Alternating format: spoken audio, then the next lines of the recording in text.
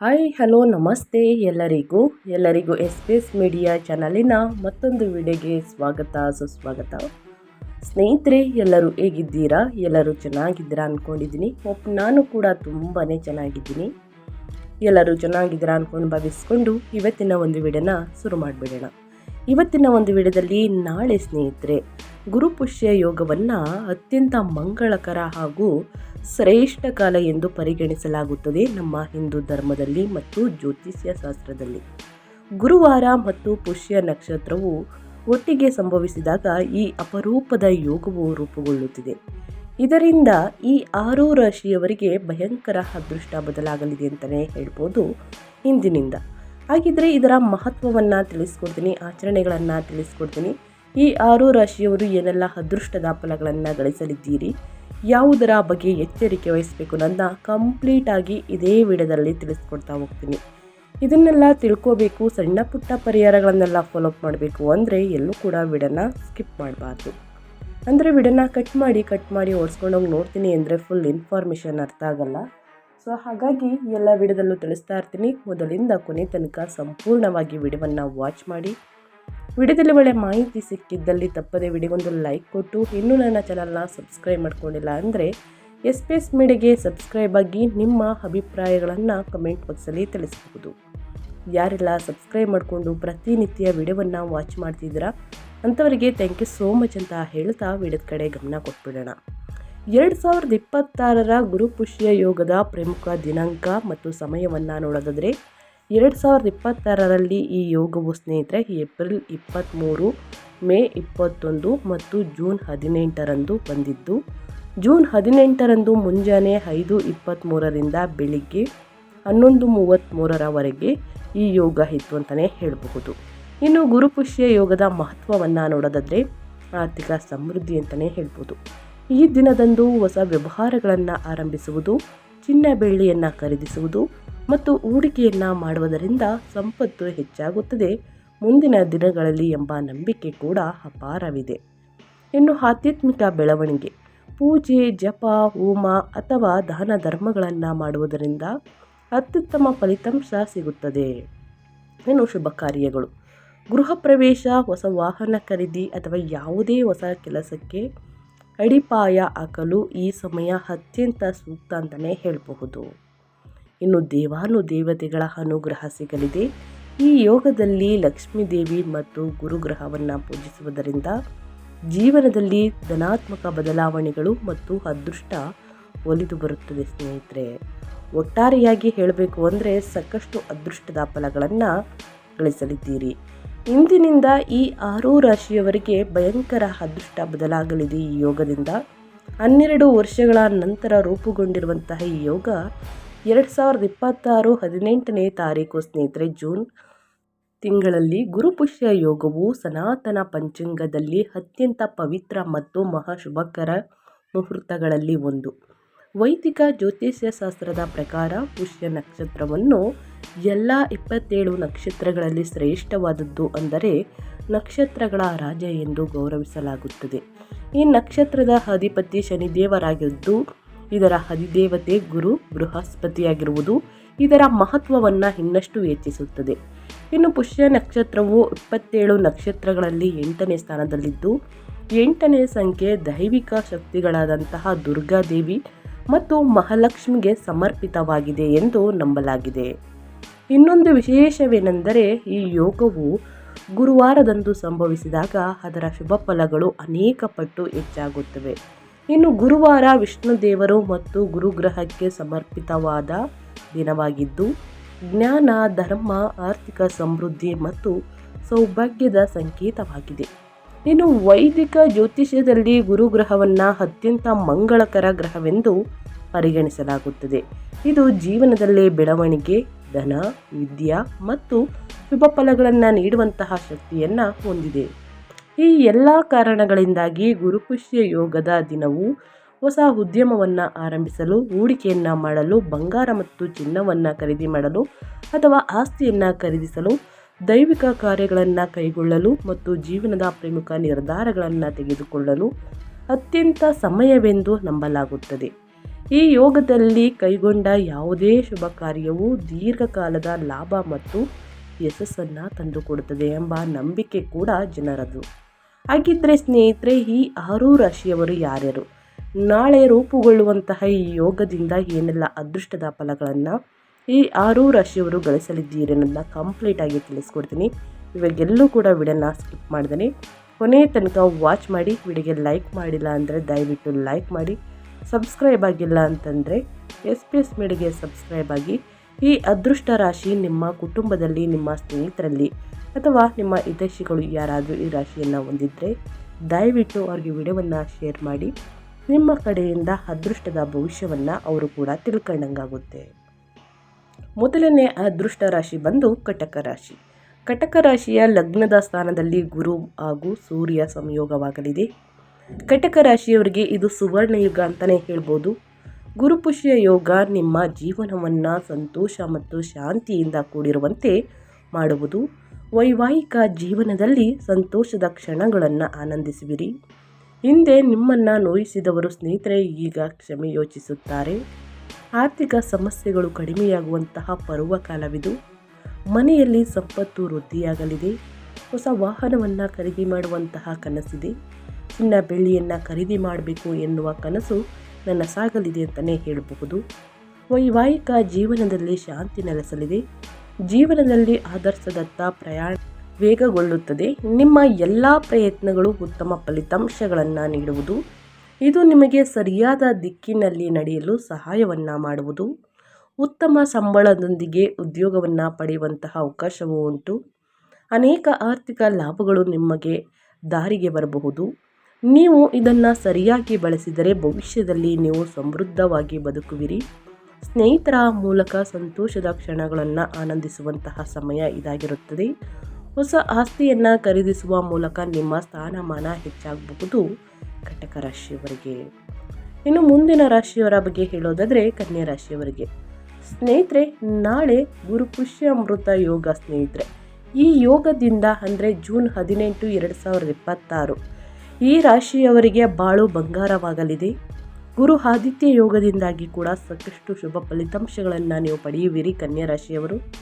ಈ ಸಮಯದಲ್ಲಿ ಆರೋಗ್ಯ ಉತ್ತಮವಾಗಿರುತ್ತದೆ. ಕೆಲಸ ಮಾಡುವವರು ಅಥವಾ ವ್ಯಾಪಾರ ಮಾಡುವವರ ಆದಾಯ ದ್ವಿಗುಣವಾಗುವುದು. ಶ್ರಮಕ್ಕೆ ತಕ್ಕ ಪ್ರತಿಫಲವನ್ನು ಗುರುದೇವ ನೀಡಲಿದ್ದಾನೆ.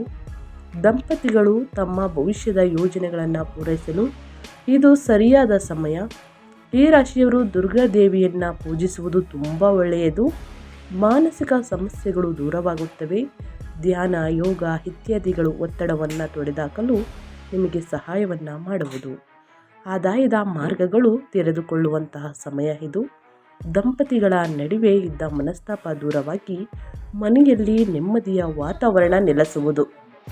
ಇನ್ನು ಮುಂದಿನ ರಾಶಿಯವರ ಬಗ್ಗೆ ಹೇಳೋದಾದರೆ ತುಲಾರಾಶಿಯವರಿಗೆ.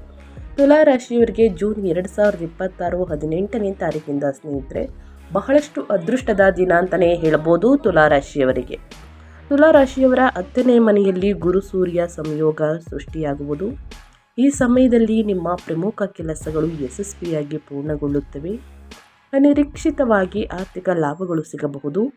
ಮಾತಿನ ಮೂಲಕ ಅನೇಕ ಕೆಲಸಗಳನ್ನು ಯಶಸ್ವಿಯಾಗಿ ಪೂರ್ಣಗೊಳಿಸುವಿರಿ. ಉದ್ಯಮಿಗಳಿಗೆ ಹಣ ಸಿಗುವಂತಹ ಸಮಯ ಇದು. ರಾಜಕೀಯದಲ್ಲಿರುವವರಿಗೆ ಬಡ್ತಿ ಸಿಗಬಹುದು. ವೈವಾಹಿಕ ಜೀವನ ಸಂತೋಷವಾಗಿರುತ್ತದೆ. ಇದರಿಂದಾಗಿ ಈ ರಾಶಿಯವರ ಆರೋಗ್ಯ ಉತ್ತಮವಾಗಿರುತ್ತದೆ. ಆರ್ಥಿಕ ಪರಿಸ್ಥಿತಿ ಸಾಕಷ್ಟು ಸುಧಾರಣೆ ಕಾಣುವುದು. ಕೆಲಸ ಮಾಡುವವರು ಅಥವಾ ವ್ಯವಹಾರದಲ್ಲಿರುವವರಿಗೆ ಈ ಅವಧಿ ಸ್ವಲ್ಪ ಕಷ್ಟಕರವಾಗಿರುತ್ತದೆ. ವಿವಾಹಿತ ದಂಪತಿಗಳು ಹೆಚ್ಚು ಸಮಯ ಒಟ್ಟಿಗೆ ಕಳೆಯುವಂತಹ ಸಾಧ್ಯತೆ ಉಂಟು. ಈ ರಾಶಿಯವರು ಈ ಸಮಯದಲ್ಲಿ ಶಿವನನ್ನು ಆರಾಧಿಸುವುದು ತುಂಬ ಒಳ್ಳೆಯದು. ಒಟ್ಟಾರೆಯಾಗಿ ಹೇಳಬೇಕು ಅಂದರೆ ತುಲಾ ರಾಶಿಯವರಿಗೆ ಸಾಕಷ್ಟು ಅದೃಷ್ಟದ ಫಲಗಳನ್ನು ಗಳಿಸಲಿದ್ದೀರಿ ಸ್ನೇಹಿತರೆ. ಇನ್ನು ಮುಂದಿನ ರಾಶಿಯವರ ಬಗ್ಗೆ ಹೇಳೋದಾದರೆ ವೃಶ್ಚಿಕ ರಾಶಿಯವರಿಗೆ. ವೃಶ್ಚಿಕ ರಾಶಿಯವರು ಏನೆಲ್ಲ ಅದೃಷ್ಟದ ಫಲಗಳನ್ನು ಗಳಿಸಲಿದ್ದೀರಿ, ಯಾವುದರ ಬಗ್ಗೆ ವೃಶ್ಚಿಕ ರಾಶಿಯವರು ಎಚ್ಚರಿಕೆ ವಹಿಸಬೇಕು ಅನ್ನೋದನ್ನ ನೋಡ್ತಾ ಹೋಗೋಣ. ವೃಶ್ಚಿಕ ರಾಶಿಯ 9ನೇ ಮನೆಯಲ್ಲಿ ಗುರುಪುಷ್ಯ ಯೋಗ. ಈ ಸಂಯೋಗದಿಂದ ಸ್ನೇಹಿತರೆ ರೂಪುಗೊಳ್ಳುವುದು. ಇದು ವೃಶ್ಚಿಕ ರಾಶಿಯವರ ಆತ್ಮವಿಶ್ವಾಸವನ್ನು ಹೆಚ್ಚಿಸುತ್ತದೆ. ಆರ್ಥಿಕ ಪರಿಸ್ಥಿತಿಯಲ್ಲಿ ಉತ್ತಮ ಪ್ರಗತಿಯನ್ನು ನೀವು ಕಾಣುವಿರಿ. ಕುಟುಂಬ ಜೀವನ ಸಂತೋಷವಾಗಿರುತ್ತದೆ. ವಿವಾಹಿತರ ಜೀವನ ಸಿಹಿಯಾಗಿರುವುದು, ಸಂಪತ್ತು ದ್ವಿಗುಣವಾಗುವಂತಹ ಸಮಯ ಇದು. ಸಮಾಜದಲ್ಲಿ ಗೌರವ ಮತ್ತು ಖ್ಯಾತಿ ಕೂಡ ದ್ವಿಗುಣವಾಗಲಿದೆ. ಅಲ್ಲದೆ ಕುಟುಂಬದಲ್ಲಿನ ಎಲ್ಲ ಜಗಳಗಳು ಬಗೆಹರಿಯುತ್ತವೆ. ವ್ಯಾಪಾರ ವ್ಯವಹಾರ ಹಾಗೂ ಉದ್ಯಮಿಗಳಿಗೆ ಲಾಭ ಸಿಗಬಹುದು. ಉದ್ಯೋಗವನ್ನು ಹುಡುಕುತ್ತಿರುವವರಿಗೆ ಬಯಸಿದ ಉದ್ಯೋಗ ಸಿಗುವಂತಹ ಲಕ್ಷಣಗಳು ಕೂಡ ಇವೆ. ಕೆಲಸ ಮಾಡುವವರಿಗೆ ಅಪೇಕ್ಷಿತ ವರ್ಗಾವಣೆ ಕಾಣಬಹುದು. ಕೆಲವರಿಗೆ ಬಡ್ತಿ ಕೂಡ ಸಿಗುವಂತಹ ಸಾಧ್ಯತೆ ಉಂಟು. ಈ ರಾಶಿಯವರಿಗೆ ಸ್ನೇಹಿತರೆ ಸಾಕಷ್ಟು ಶುಭ ಫಲಿತಾಂಶಗಳನ್ನು ಅನುಭವಿಸಲಿದ್ದಾರೆ. ಯೋಜನಾ ಶಕ್ತಿ ಉತ್ತಮವಾಗಿರಲಿದೆ. ನಿಮ್ಮ ಬೆಳವಣಿಗೆ ಮತ್ತು ಪ್ರಗತಿಗೆ ಸಹಾಯವಾಗುವಂತಹ ಸಮಯ ಇದು. ಕಷ್ಟಕರ ಸಂದರ್ಭಗಳನ್ನು ಸಹ ಸುಲಭವಾಗಿ ನಿಭಾಯಿಸುವಂತಹ ಸಮಯ ಇದು. ದೀರ್ಘಕಾಲದ ಸಮಸ್ಯೆಗಳು ಈಗ ಕೊನೆಗೊಳ್ಳುತ್ತವೆ. ಸಾಲವಾಗಿ ನೀಡಿದ್ದ ಹಣವನ್ನು ಮರಳಿ ಪಡೆಯಲು ಸಾಧ್ಯ ಉಂಟು. ಜೀವನದಲ್ಲಿ ವೃತ್ತಿ ಪ್ರಗತಿಯನ್ನು ಸಾಧಿಸುವಿರಿ. ಕುಟುಂಬದಲ್ಲಿ ಸಂತೋಷ ಮತ್ತು ಶಾಂತಿ ಮರಳುವಂತಹ ಸಮಯ ಇದು. ಕುಟುಂಬದೊಂದಿಗೆ ನಿಮ್ಮ ಬಾಂಧವ್ಯ ಹೆಚ್ಚಾಗುವುದು. ಇದು ಕುಟುಂಬದಲ್ಲಿ ಸಂತೋಷವನ್ನು ಹೆಚ್ಚಿಸುತ್ತದೆ. ವ್ಯಾಪಾರ ಮಾಡುವವರು ಆರ್ಥಿಕ ಲಾಭ ಮತ್ತು ಯಶಸ್ಸನ್ನು ನಿರೀಕ್ಷಿಸಬಹುದು. ಈ ಅವಧಿಯಲ್ಲಿ ಆರೋಗ್ಯ ಉತ್ತಮವಾಗಿರುತ್ತದೆ ಅಂತಲೇ ಹೇಳ್ಬೋದು ವೃಶ್ಚಿಕ ರಾಶಿಯವರಿಗೆ. ಇನ್ನು ಮುಂದಿನ ರಾಶಿಯವರ ಬಗ್ಗೆ ಹೇಳೋದಾದರೆ ಮೀನರಾಶಿಯವರಿಗೆ. ಮೀನರಾಶಿಯವರು ಏನೆಲ್ಲ ಅದೃಷ್ಟದ ಫಲಗಳನ್ನು ಗಳಿಸಲಿದ್ದೀರಿ, ಯಾವುದರ ಬಗ್ಗೆ ಎಚ್ಚರಿಕೆ ವಹಿಸಬೇಕು ಅಂದರೆ 2026 ಜೂನ್ 18ನೇ ತಾರೀಕು ಗುರುವಾರದ ದಿನ ಗುರುಪುಷ್ಯಾಮೃತ ಯೋಗ ಸ್ನೇಹಿತರೆ ಮೀನರಾಶಿಯವರಿಗೆ ಸಾಕಷ್ಟು ಅದೃಷ್ಟದ ಫಲವನ್ನು ನೀಡುವಂತಹ ದಿನಗಳು ಪ್ರಾರಂಭ ಅಂತಲೇ ಹೇಳ್ಬೋದು. ಮೀನರಾಶಿಯ 5ನೇ ಮನೆಯಲ್ಲಿ ರೂಪುಗೊಂಡಿರುವುದರಿಂದ ನೀವು ನೇರ ಪ್ರಯೋಜನಗಳನ್ನು ಅನುಭವಿಸುವಿರಿ. ಈ ಅವಧಿಯಲ್ಲಿ ನಿಮ್ಮ ಕೆಲಸ ಮತ್ತು ವ್ಯವಹಾರದಲ್ಲಿ ಅಪಾರ ಯಶಸ್ಸನ್ನು ನಿರೀಕ್ಷಿಸಬಹುದು. ಶುಕ್ರನ ಪ್ರಭಾವದಿಂದ ಮೀನರಾಶಿಯವರ ಆತ್ಮವಿಶ್ವಾಸ ಹೆಚ್ಚಾಗುವುದು.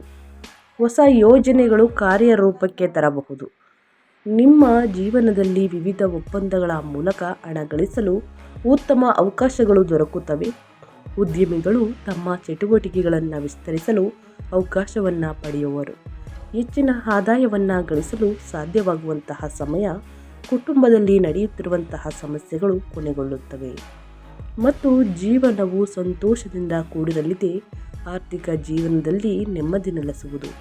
ಹಿಂದೆ ಮಾಡಿದ ಶ್ರಮದ ಫಲವನ್ನು ನೀವು ಪಡೆಯಲಿದ್ದೀರಿ ಅಂತಲೇ ಹೇಳ್ಬೋದು ಮೀನರಾಶಿಯವರು. ಮೀನರಾಶಿಯವರು ಸ್ನೇಹಿತರೆ ಸಾಕಷ್ಟು ಅದೃಷ್ಟದ ಫಲಗಳನ್ನು ಗಳಿಸಲಿದ್ದೀರಿ. ಈ ದಿನದಿಂದ ಅಂದರೆ ಗುರುಪುಷ್ಯ ಅಮೃತ ಯೋಗ ನಿಮ್ಮ ಜೀವನವನ್ನು ಸಂತೋಷ ಮತ್ತು ಶಾಂತಿಯಿಂದ ಕೂಡಿರುವಂತೆ ಮಾಡುವುದು. ವೈವಾಹಿಕ ಜೀವನದಲ್ಲಿ ಸಂತೋಷದ ಕ್ಷಣಗಳನ್ನು ಆನಂದಿಸುವಿರಿ. ಹಿಂದೆ ನಿಮ್ಮನ್ನು ನೋಯಿಸಿದವರು, ಕಷ್ಟ ಕೊಟ್ಟಿದ್ದವರು ಈಗ ಕ್ಷಮೆ ಯೋಚಿಸುತ್ತಾರೆ. ಆರ್ಥಿಕ ಸಮಸ್ಯೆಗಳು ಕಡಿಮೆಯಾಗುವಂತಹ ಪರ್ವಕಾಲವಿದು.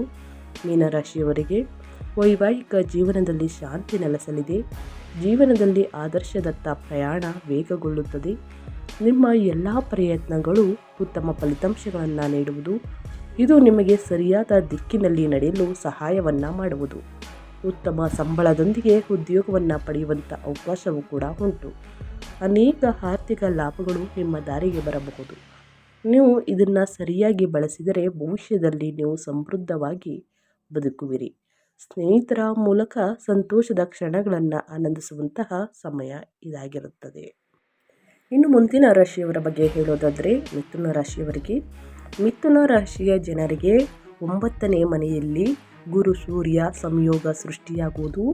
ಈ ಸಮಯದಲ್ಲಿ ನಿಮ್ಮ ಪ್ರಮುಖ ಕೆಲಸಗಳು ಯಶಸ್ವಿಯಾಗಿ ಪೂರ್ಣಗೊಳ್ಳುತ್ತವೆ. ಅನಿರೀಕ್ಷಿತ ಆರ್ಥಿಕ ಲಾಭಗಳು ಸಿಗಬಹುದು. ವ್ಯಾಪಾರ ವ್ಯವಹಾರದಲ್ಲಿ ಅಭಿವೃದ್ಧಿಯನ್ನು ನೋಡಲಿದ್ದೀರಿ. ಇನ್ನು ಮುಂದಿನ ದಿನಗಳಲ್ಲಿ ಹಳೆಯ ಹೂಡಿಕೆಯಿಂದ ಲಾಭ ಸಿಗಬಹುದು.